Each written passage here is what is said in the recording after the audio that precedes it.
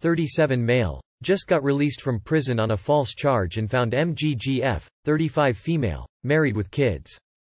I was in prison for 12 years on a false charge. I used to have a girlfriend and I lived with her and we were going to get married someday. Well, I got accused of some shit I'd rather not go into, and after 2 years she stopped visiting.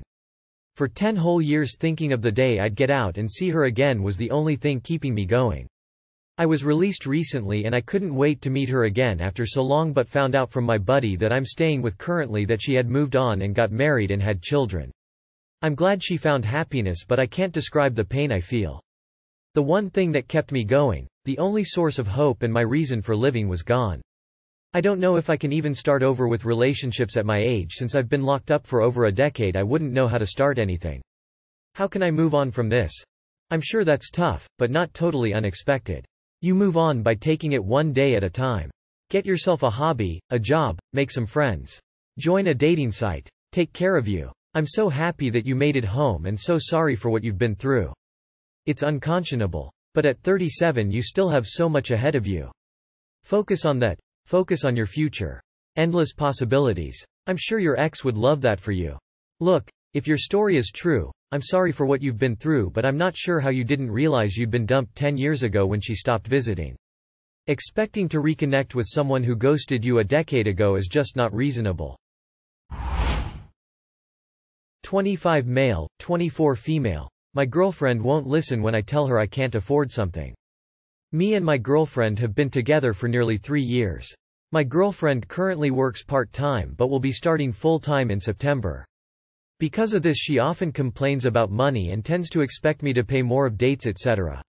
I am not in a well-paying job, but I make enough to put a little bit away into savings each month.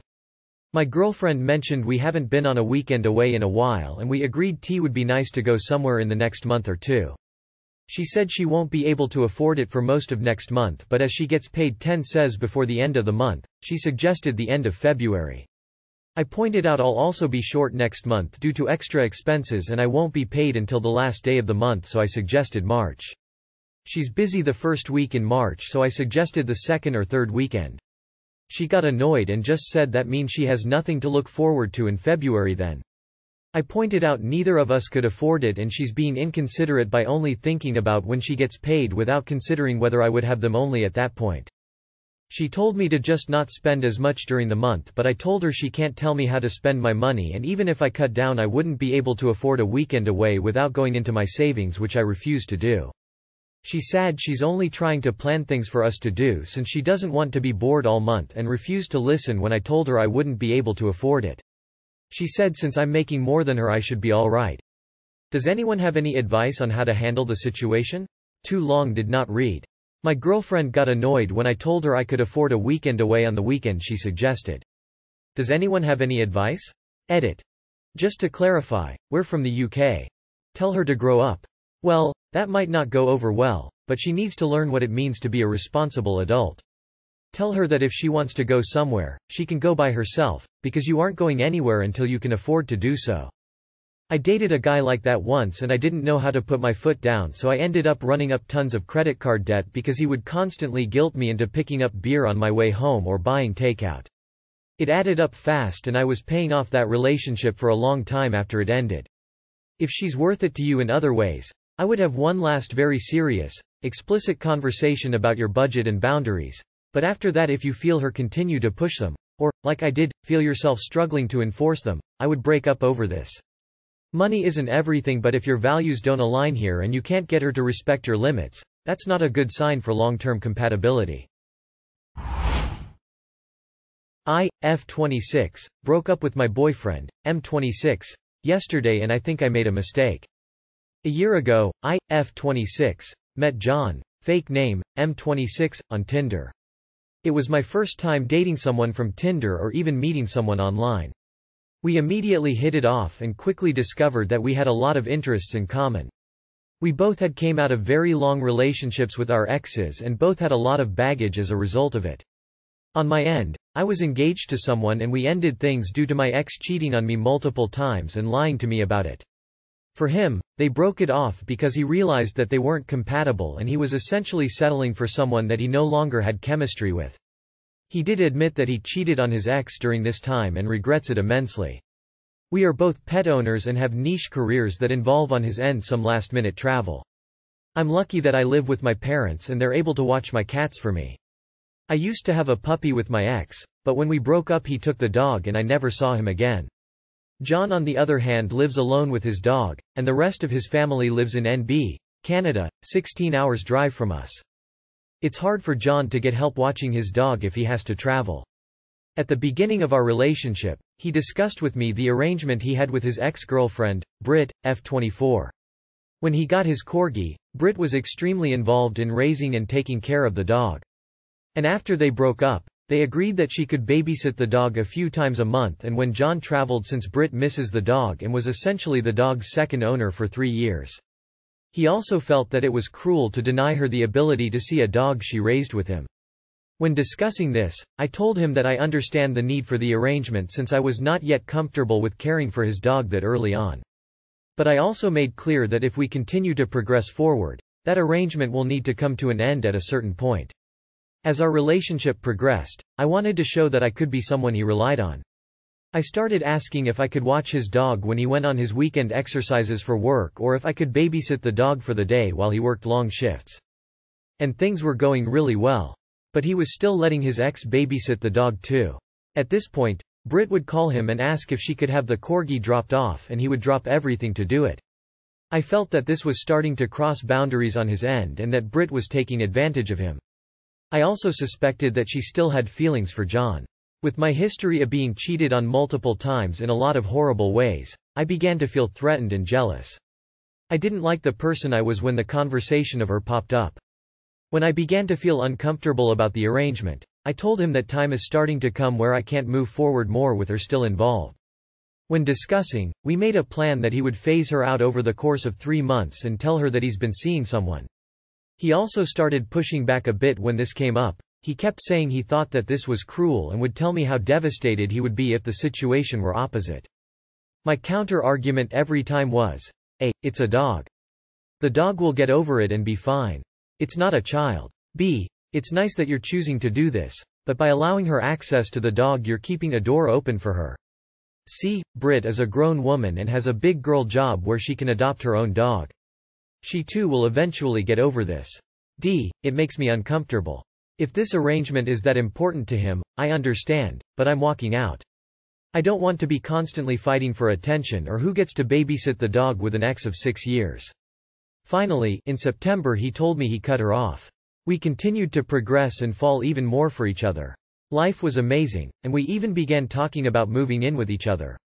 On Friday night, I went to his apartment after work to pick up his dog while he's away for the weekend. I borrowed his laptop to look at something on my Gmail and ended up finding a picture he took of him and his ex hiking together the day before on Google Photos. I was heartbroken. I was convinced I was cheated on and that this was the beginning spiral of it. When I confronted him, he told me that he just couldn't bring himself to do it when the time came. He felt that he had hurt Britt so badly in the past that he was scared to hurt her again. It turns out he had been lying to me for months and she had been secretly watching the dog this whole time. He explained that it started off with a white lie until it spun out of control and he didn't know how to get out of the situation without hurting, upsetting either of us. It also turns out she didn't know I existed, which I found out when I called her. I broke up with him on the spot. I told him my boundaries. I explained multiple times over multiple months why I was uncomfortable. I also stated multiple times that I cannot be in a relationship with this dynamic and would break up if we don't take this step. He still chose to not cut her off. I feel betrayed and like I can't trust him anymore. When breaking up he kept saying that he didn't realize I was this serious and he thought we'd work through it when it finally came out, or he'd have grown the balls to cut her off by then. His apologies are sincere and it is evident he is distraught over the realization of how badly this has affected our relationship. It's now been a few days and I feel horrible. I've lost my best friend and all I can think about is calling him to apologize and get back together. I miss him so much. I'm worried I overreacted and maybe this is too harsh.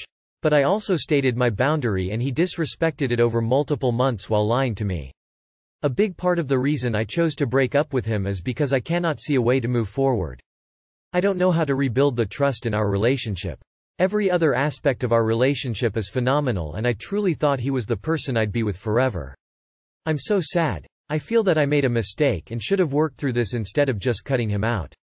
Reddit. What do I do? Please send me any advice or opinions. I'm at a loss.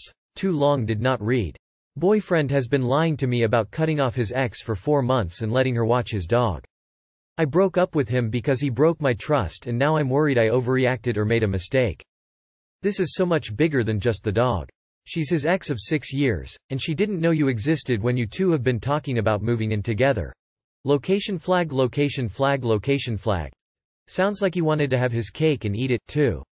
But claiming they broke up because they had no chemistry yet spent weekends hiking? And dropping everything to bring a dog to her? No way, there's got to be more to the story, cause that sounds like more than just exes who stayed friends.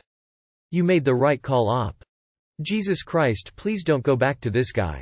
I found a pic of them hiking together the day before. Nowhere in your arrangement did it say, suggest, imply that he was spending time with his ex beyond dropping the dog off. And she didn't know you were dating? You found out you were the side piece. Thank your lucky stars you got away. My 21F boyfriend, 21M, is ignoring me after I told him that my period is late. I, 21F, have a pretty late period. Just told my boyfriend, 21M, of 2 years about this. It's mostly likely not pregnancy and just my body battling flu, but I told him anyway just in case. He got really mad at me and said not to come over to his house. Then after about an hour he said that I can't possibly be pregnant because we never had sex. We did. Multiple times. For 2 years straight. IDK what he meant. Probably he wanted to type, we never had unprotected sex. I mean he can't be that stupid. Then he said that since we always used protection I can't be pregnant. I said that there is still always a chance. He has been ignoring me for the whole evening after this. What should I do in this situation? I'm so confused. I could never imagine finding myself in this situation. Too long did not read. Told my boyfriend that my period is late. He said that I can't possibly be pregnant because we never had sex.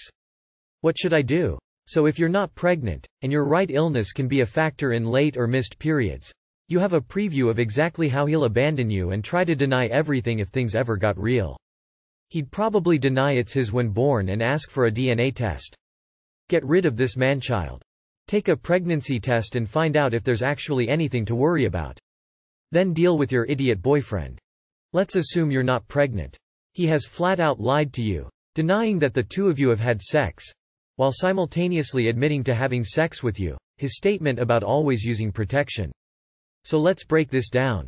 He's untruthful. He clearly doesn't understand that pregnancy can still occur when using protection. He's most definitely not mature enough to deal with what the consequences of sex are.